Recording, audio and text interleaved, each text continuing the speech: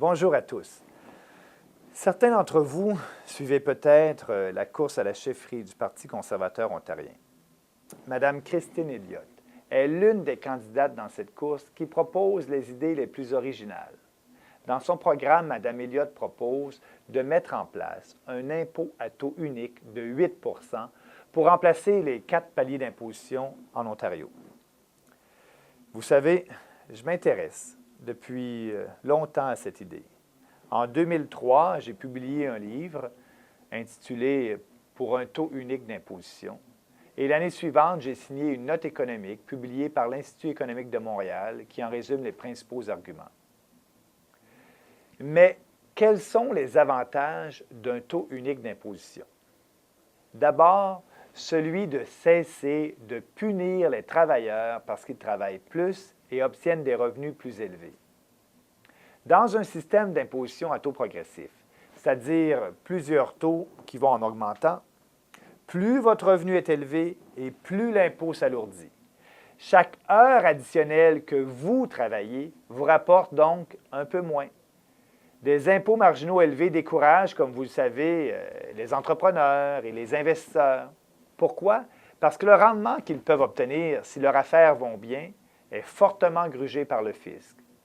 Un taux d'imposition unique incite au contraire les gens à travailler davantage, à investir davantage et à viser des revenus plus élevés, parce que ça en vaut la peine.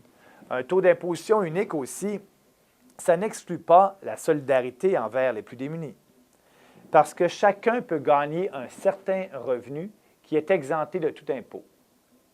Mme Elliott propose, par exemple, d'instaurer un montant d'exemption personnelle de base de 18 000 $. Ça veut dire que si vous gagnez 25 000 $, vous ne payez de l'impôt que sur 7 000 $. Et si vous gagnez 50 000 $, l'impôt s'appliquera sur 32 000 $.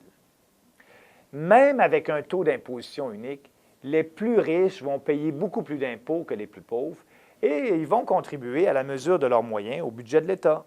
Tout le monde y gagne, y compris les contribuables qui ont des revenus modestes.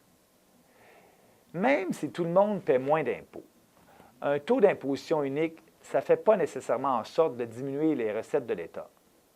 Pourquoi? Parce qu'il entraîne une croissance économique plus forte.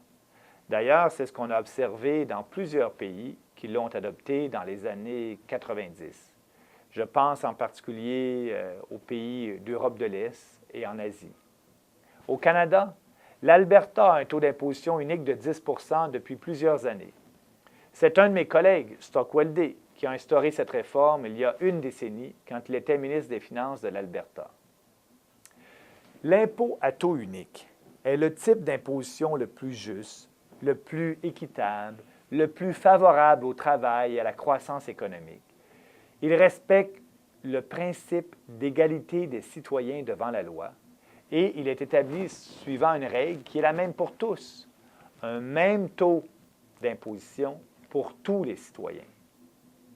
Je souhaite bonne chance à Mme Elliott et j'espère que cette idée continuera de faire du chemin au Canada. Merci et à très bientôt.